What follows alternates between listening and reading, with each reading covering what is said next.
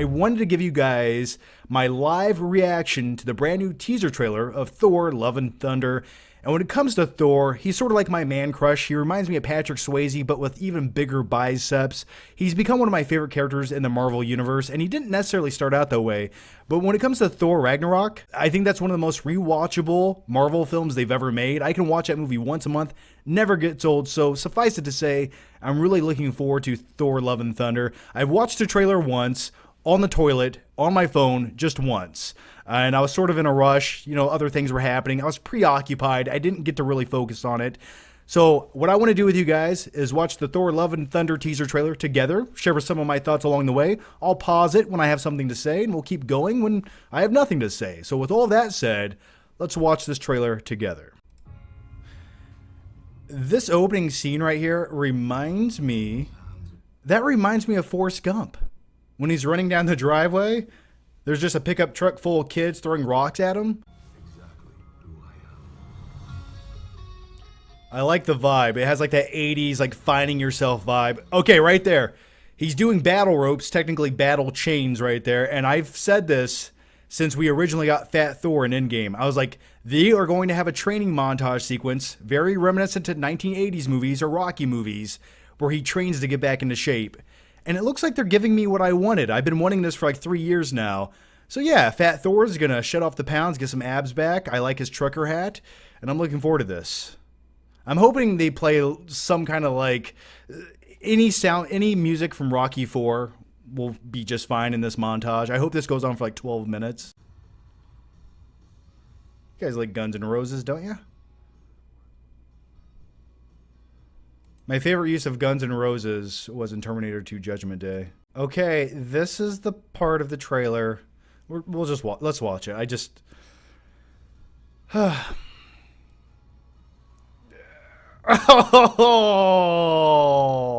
it looks good. Taika Waititi, in my opinion, can do very little wrong. I'm into it. I'm digging it. I can't wait. But Jane Foster becoming the new female Thor, I know this happens in the comics, but just because a storyline happens in the comics doesn't necessarily mean it's the best thing to happen in the cinematic universe. I don't know a ton of detail about her transformation into Thor. I have my assumptions, and my assumptions might be that Thor has to give up his magical powers and then she somehow gets them. Maybe he does it to save her life. I'm not quite sure. But in a way, he probably loses his powers and thus she gets them. My only question is, or my only real hope is, I'm really hoping she doesn't become like the new Thor of the Marvel Universe. Is that, I mean, they can't think that's a good idea. They can't think that's what we want to see, is it? I don't know. If you guys have more insight to that, let me know. I didn't read the Thor comics. I do enjoy the Thor movies, everything except for when he was fighting dark elves and shit. But Jane Foster's Thor, I don't know, that ending shot, just, it was like, yeah!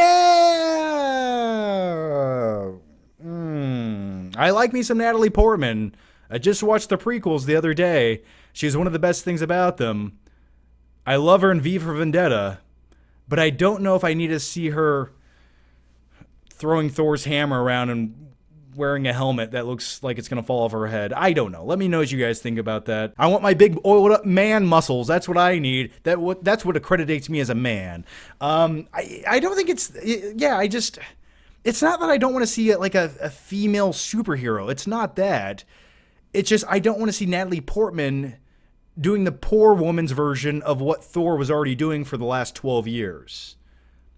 If she just came into the MCU as like another character, fine. But I just like, now it's like, oh, we went from Thor to this. It just feels odd to me. But hey, I have faith in Taika Waititi, and I have faith in the movie. I will say that. I'm sure there's a few surprises along the way. Maybe it's just like a 15-minute thing and it goes back to normalcy. Or maybe it doesn't. The fact that they show it in the trailer, though, it makes me think like that's not the big reveal of the movie. The one thing that we didn't get in this trailer was any Christian Bale, who was the villain of this film. So that's one aspect they're completely negating in the trailer, which I like. I like when teaser trailers don't show everything. They just give you a slight vibe of the movie. And this teaser trailer did a pretty good job of that. But Yeah, give me some Christian Bale as Gore the Butcher. I want to see what he's gonna do with that role. I hope he just chews up the scenery and completely goes batshit crazy.